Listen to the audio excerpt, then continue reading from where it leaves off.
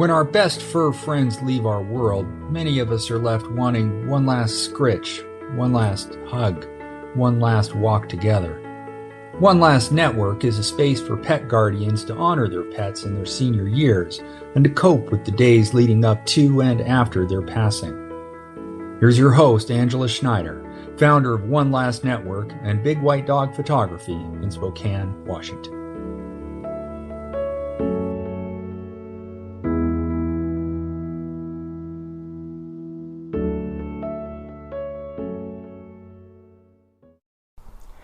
Welcome back to One Last Network and the art of seeing the individual. A few weeks ago, I hopped in the car and drove out to the northwest side of Spokane. So far northwest, I was at the tip of the beautiful Riverside State Park. I met with Kit and Pete Jagoda, the founders of River's Wish Animal Sanctuary. River's Wish saves animal lives through rescue, education, and advocacy. Kit and Pete strive to treat animals as individuals and to express their wonder and plight through visual art forms, from painting to jewelry making. The sanctuary is named for River, a dog who inspired Kit and Pete to do more for animals. River left their physical world in 1999, but he left an indelible stamp on their hearts, moving them to dream for a world in which every creature is able to live a full and joyful life. Kit and I have a terrific discussion about the motivation she found in her grief for River, the constant state of anticipatory grief in which she exists, and why we must learn to see each animal's spirit and personality. Have a listen. Good morning, Kit Jagoda. How are you today? I'm good, thank you. Thanks for coming out. Yeah, you are the founder of River's Wish Animal Sanctuary in Spokane, Washington. Right, my husband and I are both co-founders, yeah. How long has that been in operation? Well, it all began in 1994 when we answered an ad in the paper, and it was a group called Pet Rescue, and they were looking for foster homes for people who would foster dogs and cats and find them forever homes. And so we responded to the ad, got started with that, and it was a huge eye-opener. The number of homeless animals, it was really shocking. And at that time, euthanasia, and for the reason of making space, was used. And it's, not today, but things have changed a lot over the years in a good way. Anyway, it was just shocking. And so we started fostering dogs and cats, and then we found out that rabbits were the third most common animal at shelters. And I was beyond myself wondering, why didn't we know this, and why aren't we taught this in school? Because to me, it's a huge societal issue. That's how it all started. And then once we got involved with that, our work began to expand, and we started to work with seeing the needs of larger animals as well. So then who is River? So River was my dog. I adopted him in 1986 at the Spokane Humane Society. I was going to school at the time. I was finishing up my teaching certificate, and I just had in my head that I wanted to have a dog. I was looking for a golden retriever, and I went over there. It was November of 1986, and I saw this little fuzzy puppy, and I just fell in love. So when I was adopting him, they told me that his mom was 3/4 pit bull, and you could really see it in his face as he grew, wider jaw, kind of a wider forehead, shorter nose. And so that was the beginning of my journey with River. I remember the adoption fee was $33. Wow. But that was back in 1986. So, yeah, so River traveled with me to my first teaching job, which was in Arizona. and we came back and forth between Arizona and here every summer. And I looked for a place to rent that would take my dog and me. And I did. Some places wouldn't, but I found some. So, yeah, I mean, he just became my traveling companion and a constant friend in my life. When I went down there, I didn't know anybody. So there was that sense of familiarness, having him with me and having my friend with me, and that's who River was as a puppy and a young dog. When we're single women, having a dog makes us feel safer and loved. Is that what River did for you? Yeah, definitely. Yeah, because it was, I mean, I was really excited about moving down there, but at the same time, I didn't know anybody and I Mm. was a little nervous. And so, yeah, having that person, River, with me, that did make me feel safer and also just more comfortable. So, what would you say his wish was, given that this sanctuary is named after him and River's wish? So, River became or was the center of our lives. Yeah. So I met Pete, and one of the one of the things was he had to like my dog. Oh, yes. And I was a little nervous about how River would react to him because sometimes River would growl at people, especially, when he first met them. But he didn't. He didn't growl at Pete. And Pete just fell in love with him. He was really kind of like the center of our lives, I guess, maybe like a child would be. And we traveled everywhere together. In fact, when I got a teaching job back up here, my mom had cancer, and so I wanted to move back and be closer to her. So Pete was still living in Arizona, and he would fly back and forth. So we sort of had shared custody. He had River part of the time, and then he would fly River up here, and then River would stay with me. It got to the point where I guess the baggage handlers knew him Oh, because he was in the cargo part, which I can't imagine doing that now. yeah. That seems a little scary to me. But at the time, we did that, and yeah, we even flew him to Maine to see Pete's family back there. So, yeah, he was a center part of our life. And losing him, having to say goodbye to him, was incredibly difficult for me. Um, and I wanted a way to honor him Mm. and keep his memory more present. And we had been with the pet rescue group, which then splintered off, and that's where Partners for Pets developed. And I think Pet Rescue dissolved. And we stayed with Partners for Pets, which is a great organization. But as we were working with larger animals, farmed animals, we decided we needed to develop our own 501c3, incorporate. And so we did that, and that was incorporated in 2004. And we needed a name, and we wanted to honor River, and that's the name we came up with, River's Wish. The wish that all animals could be loved and considered and cared for, um, or left alone, in the case of wildlife. um, so that's where that came from. You mentioned earlier that it's a societal issue that we don't care for animals as well as we could. And I'm sure you've heard this philosophy, for lack of a better word, that the mark of a society is how we treat our most vulnerable. How do you Right. react to that? Oh, absolutely. Absolutely. When you consider how elderly or how the vulnerable are treated. Elderly, children, animals, what protection do they have? And I think I can't speak to other cultures because I really don't know, but just in our own society, I think we're a disposable society. Mm.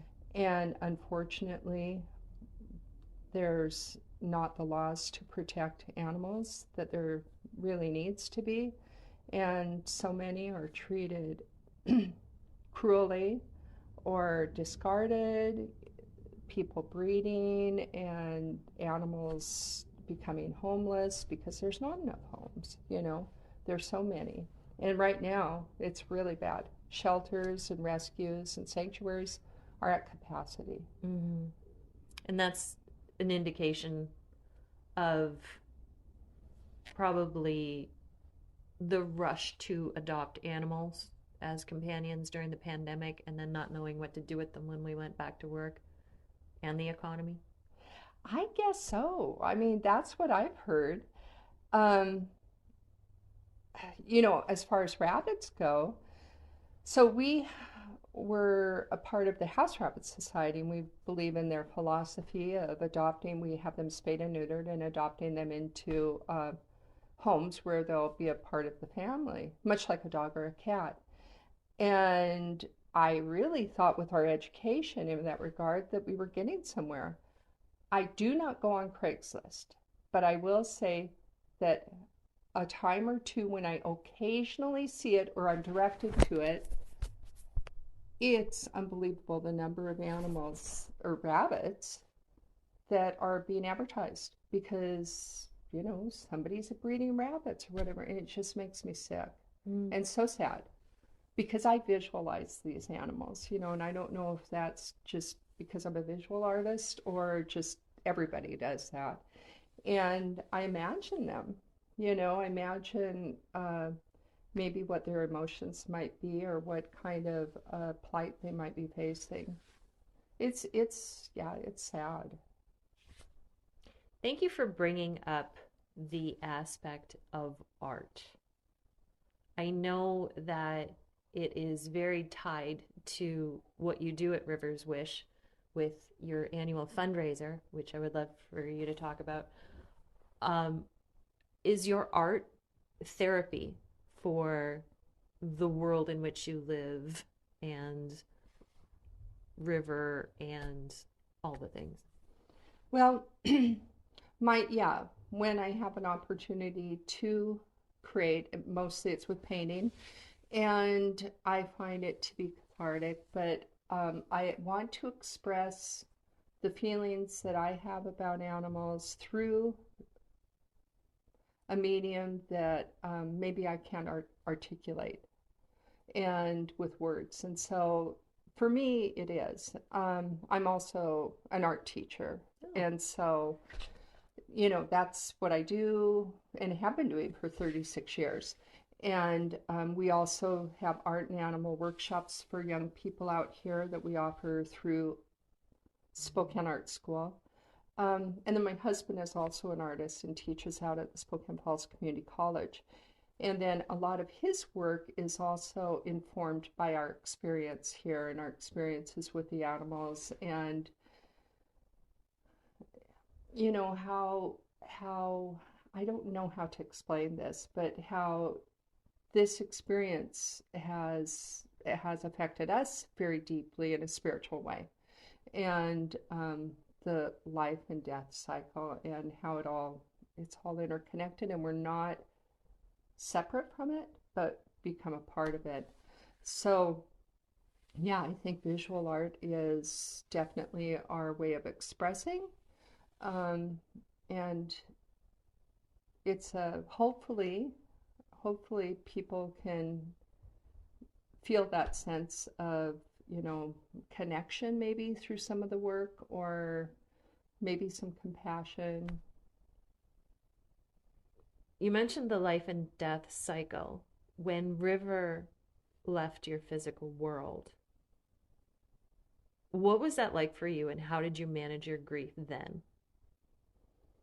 It was the hardest loss. that I had ever had. Now, I had lost grandparents. My parents were still alive, and it was just really the hardest loss. When I found out that he had lymphoma, I was shocked. And yet he was older. He was 13 when he passed. We had chemotherapy for him, extended his life for another year. It was a very intense year, and I believe that it just made our connection even deeper. And the day that our veterinarian came out to the house to euthanize him, it was just so hard. I couldn't quit crying. My brother came over, my niece and nephew, and my parents came over. And my dad was even crying, and I had never seen him cry before. My mom had never seen him cry before. Oh boy. So it was intense. Yeah, losing him was incredibly difficult. And one of the fears or concerns I had was, is this it? Is that it? Am I going to see him again? You know, I wanted to see him again. I wanted to feel like I would be able to be with him again. And but yeah, it was really, really tough. Because we had such a, you know, he'd been with me when I moved down to Arizona, and we had many adventures together. And he saw me through my ups and downs, and it was just really tough. Did those memories get you to a stage where you could smile through them instead of cry through them? Yes. Yeah. I went to, it was a mind, body, and spirit expo that they used to hold here in Spokane. And I went in June. This friend of mine encouraged me to go and to see a medium whose name is John Edward. And so, you know, I'm very skeptical, but I'm like, okay. So we go. And the way it worked, we're in this big auditorium of, I don't know, several hundred people, and he's down on the front stage. And what he does is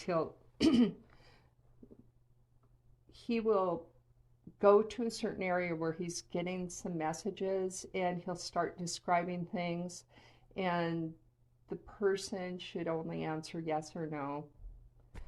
So there was intermission, and after intermission, he came back, and we're sitting there, and he starts walking across the stage, and he stops. And he goes, 1, 2, 3, 4, 5, 6 rows back, woman sitting there in a denim shirt with your head on your hand. And I realized, my friend realized, that he was talking about me. And he said, I'm seeing a woman above you, and I'm getting the name Ellen, Helen. Has your mother passed? And I said, no. Grandmother? It's a maternal figure. Grandmother? I said, yes. And then he said, was she standing there with a male figure? And she's wanting to tell you that he's happy. Do you have a brother? Has your brother passed? No. Your father? No. She's doing this with her hand, lowering it. A son? And I didn't answer, because I have no human children. And Hashtag child free. yeah. Right. And but to me, he was my son. Absolutely. So I didn't say anything. I'm just like, okay, I don't know how to answer this. And he says, who's R? I'm getting the letter R. And I just lost it. I mean, I just started crying. And I said, that's River. my dog, and he was like a son to me. Mm-hmm. And he said, well, she's standing there with him and he's happy and he wants to thank you for the chain. And he said, did you bury him with a chain around his neck? Like a Collar. yeah, Sure. but he called it a chain. Yeah. And I said, no. And he said, but he really wants to thank you. And he's communicating all of this through this maternal figure. Mm-hmm. And my husband does jewelry, and he had made this little piece of jewelry and put some of his ashes in it. And it was on a chain, and I was wearing it for the very first time at that. And it occurred to me that I'm thinking that's what it is. And I told him. And he said, well, that's what it is. And he wants you to know that he's happy and that, and he thanks you for the chain. And I'm just like, yeah, you're a puddle. yeah, I am, because to me, this was like, I mean, we didn't fill out any paperwork. We didn't do any of this, and to me, it was just like the letter R, the chain. And then there, it was just like, how would you know this? And so then I went and, oh gosh, was this before cell phones? It was like in 1999. Yeah, around about that time where we were still phone free, yeah. I think I called my mom on a payphone. That is so weird. And I said, Mom, if there's anyone under the age of 30 listening, they may not know what a payphone is. But we always had to have the coins to use it. Yep. And I called my mom and I said, Mom, what was your mother's name? And she said it was Helen. Oh boy. Yeah. Because I didn't know my grandmother. That was a grandmother that lived in Canada. Okay. And I was pretty sure that was her name, but and actually my other grandmother's middle name was Ellen. Crazy. So I was a flood of tears and emotion and gratitude. And I still had that little bit of doubt, but I'm just like, this to me was the answer, because I wanted to feel like there was a forever beyond this. Yeah. And I felt like, this is your sign. What more do you need? That was kind of how I was feeling. And the other thing is, I want to feel like there's got to be something beyond this for the billions of animals who suffer. And people too, humans. Mm-hmm. But I was thinking about the billions of animals who suffer because of humans.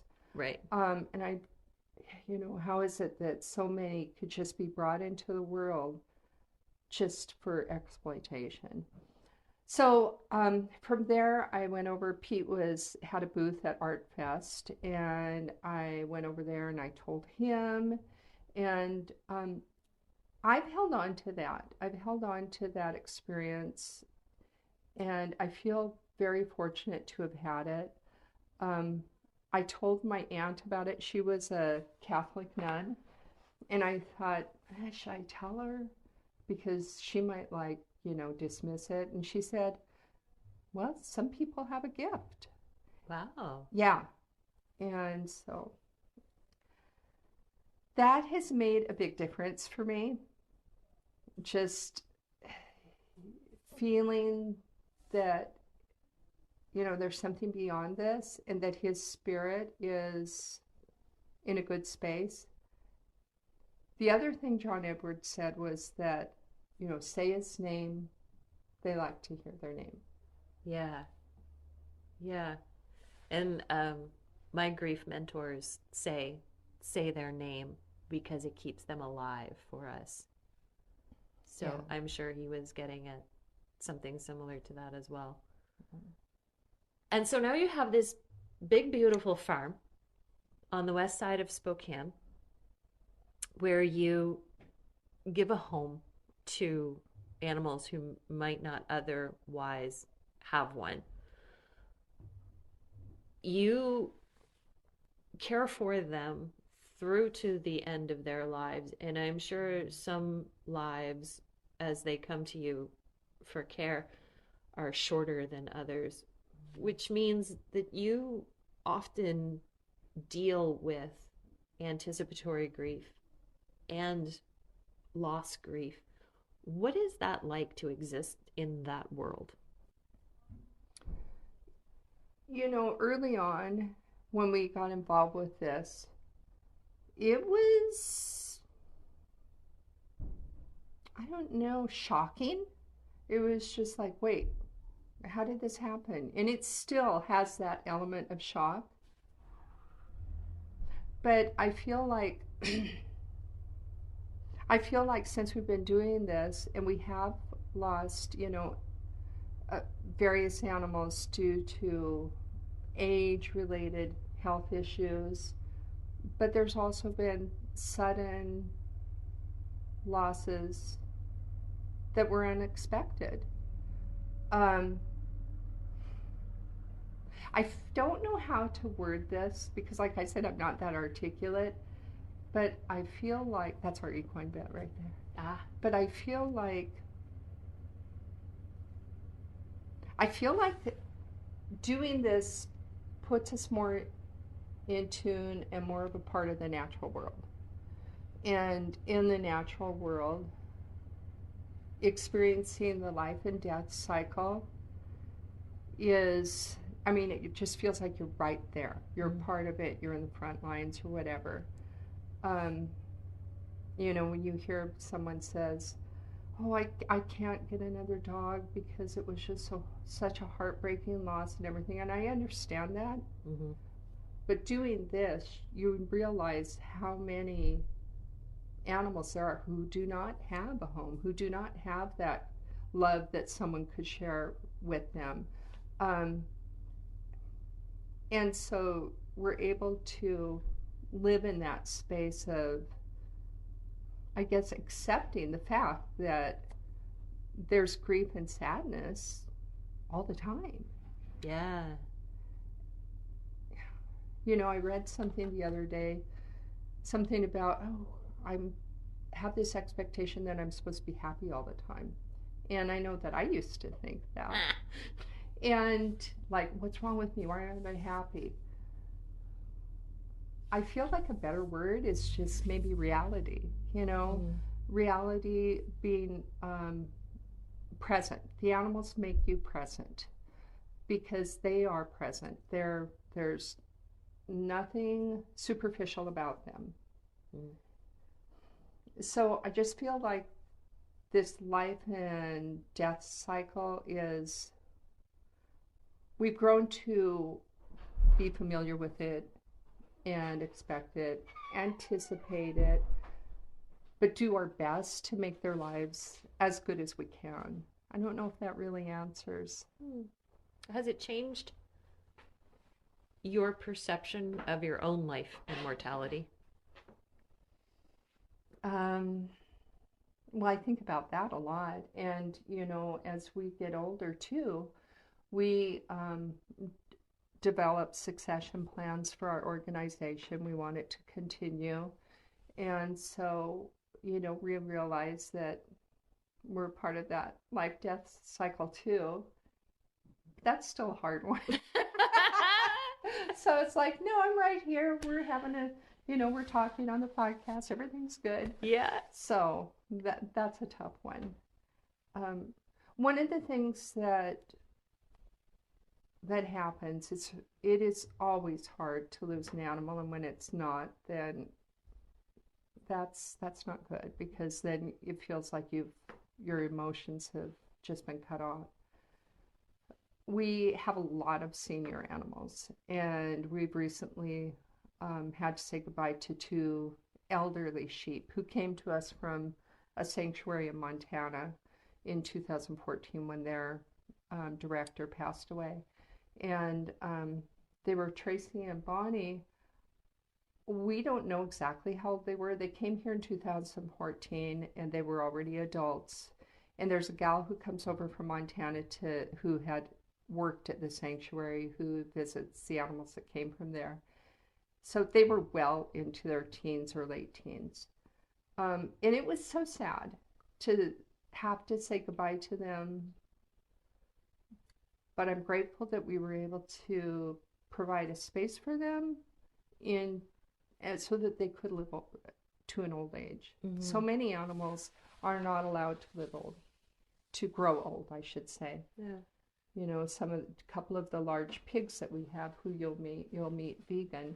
She came from scraps, and when she was 6 months old, she was apparently living in deplorable conditions, and they seized her. She came here. We had just taken in another Yorkshire pig from the Moses Lake Humane Society who had been found on the highway. And we picked her up on Valentine's Day, and her name became Valentine. Mm. And so we had them both spayed down at Washington State University. And they get big, and they were allowed to grow old. Now, Valentine had a condition with her back legs. They noticed that when they spayed her at 6 months old. They said, you're going to have to watch this. She's got this calcium built up on her hind legs, and it's going to get worse. And it did. And it got to the point where she just, she couldn't get around at all. Nice. And so we had the veterinarians out, and they euthanized her. Vegan, on the other hand, is about 9 now. I think Valentine lived to be about 6, which is still beyond what they would live. Pigs are often killed when they're 6 months old. Really? Yeah. Oh. Yeah. For food. Or for, of course, bacon. Yeah. Mm-hmm. Or large pigs like this at big farms, factory farms, spend a lot of their time in a gestation crate, and so there's a sense of gratitude that I have, that I know we had to say goodbye to Valentine. I'm grateful that we had the time that we had with her. That's not to dismiss the sadness, mm-hmm. but it's just, kind of how you, I don't know, feel a little bit better about it, if that makes sense.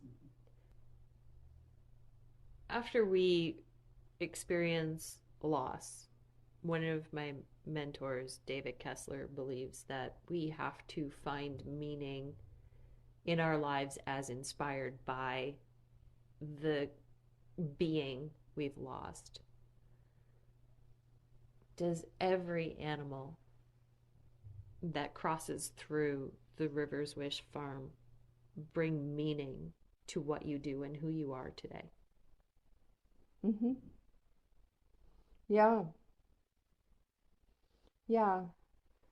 The animals have come here either for direct rescue that we have done and been involved with, or maybe they've been transferred from other rescues or sanctuaries, or, they just different stories, and which you'll hear their stories later today. And so when we take them in, we take in that responsibility. We accept that responsibility of taking care of them and doing the best that we can for them, give them a life of peace and a life that they can enjoy. And so I would say that, yeah, they all are individuals. That's one thing that I really want people to experience here. When, like, we do tours, and when people come here, I want them to see and hear the stories of the animals as individuals, and see how different their personalities are. And because so oftentimes people, who haven't been around a certain species, don't really realize that, a goat is not just a goat. There are many different individuals here, just like with dogs and cows and horses, pigs.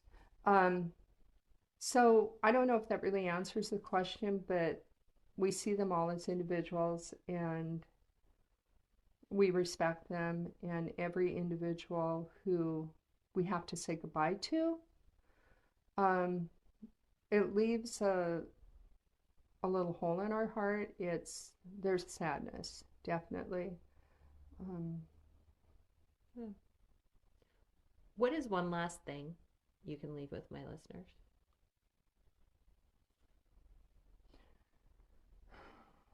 oh, I think for visitors, to me, one of the most important things that I want people to get out of this experience of visiting the sanctuary is meeting the animals as individuals and taking away that abstract notion of a quote unquote food animal and seeing that,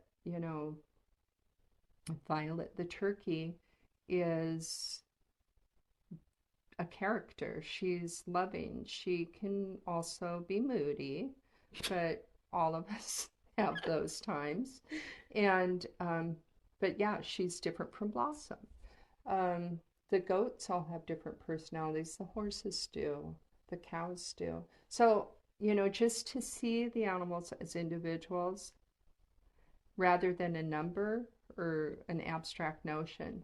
Mm. And that makes the grief pretty heavy when you have to say goodbye, because you see them as individuals, We actually lost one of the steers that we have brought over here from Montana. Henry and Berg are two steers that came from our friend's sanctuary, New Dawn, Montana Sanctuary, in 2014. And about a year ago, we lost Henry, big black steer. You'll meet Berg too. And it was heartbreaking. And I had to share it with one of his former caregivers who lives in Montana, and that was very difficult to do. I knew that she'd just be so sad. Well, we ended up having a memorial for him, and it was in January. So we set candles out around a tree out where we buried him, and it was kind of a beautiful experience. I think that kind of thing helps healing, doing rituals. Mm-hmm. And in fact, some of Pete's work, he does little reliquaries, maybe with cremains or maybe a little piece of fur. So rituals, I think, are really, really valuable to do for whether you have had to say goodbye to a human or non-human friend. I think also living this kind of life has made us really slow down and consider what is important.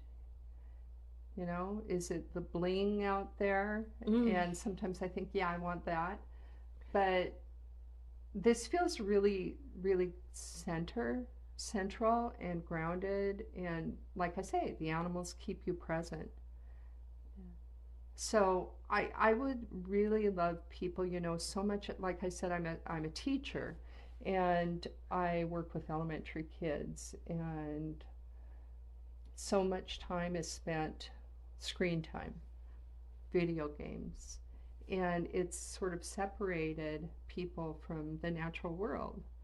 And now we have artificial intelligence. It's like, artificial intelligence isn't going to take away the experience that we can have with a bovine like Rudy, or the experience we can have with visiting, Nigel, the earless pig.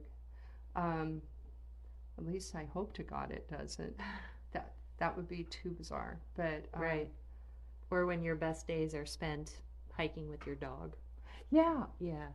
That's what life is about, not sitting at a computer tapping away on keys all day long. Yeah.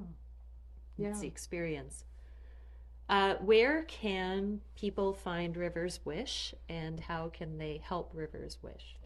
Well, we are an all-volunteer organization, and so we appreciate volunteers and financial support. So through our website, www.riverswishanimalsanctuary.org, people can go there, look at the website. If they're interested in volunteering, have them, people can email us and we can set a time up for people to come out. We used to hold a big event called Art for the Animals out here prior to the pandemic. We had it out here, and it took place down in the hay barn, and we basically turned it into a gallery. We put up these, it was when we were pretty much out of hay, so the hay barn was empty at that point.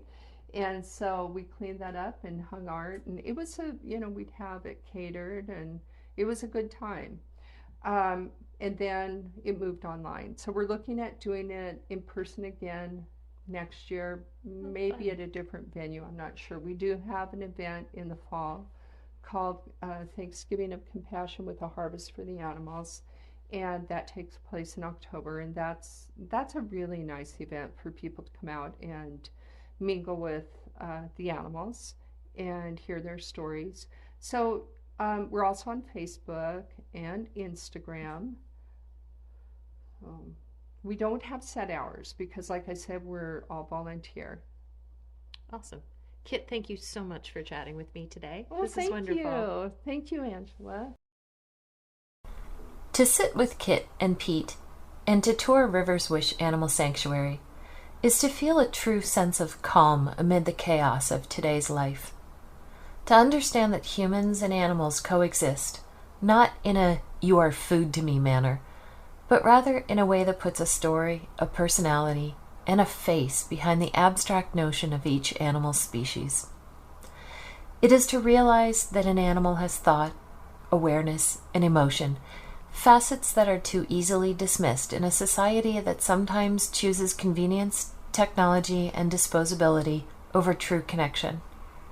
And the further we detach ourselves from the animal realm, the more we miss out on the invaluable lessons we can draw from it, the inspiration and the wisdom, the power they convey, the joy to live in the moment and to breathe fully, deeply. If we choose to see the value of our connectedness to and interdependence with the animal kingdom, we can make better, more conscious choices to prioritize sustainability, to deepen our compassion and empathy, not just for the animals, but also for each other. To understand better how animals see the world is to understand how we can make a better world for ourselves. Next week, I chat with Dennis Wormald, a dog anxiety expert and veterinarian based in Melbourne, Australia. Dennis recently published a book titled A Dedication to Difficult Dogs, which gives a fresh perspective on canine mental health. We discuss cognitive dysfunction and decline in older dogs, the signs pet guardians need to watch for, and how we can make our elder dogs' lives comfortable, happier, and healthier. Until then. I'm Angela Schneider, owner of Big White Dog Photography in Spokane, Washington, and your host at One Last Network, signing off to go get some Bella snuggles. Listen to One Last Network on whichever podcast platform you prefer. We're on Spotify, Stitcher, Apple Music, and Amazon Music. Don't forget to hit follow or subscribe so you don't miss an episode. If you have a friend who might be interested in our content, make sure you share us with them. Thanks for listening.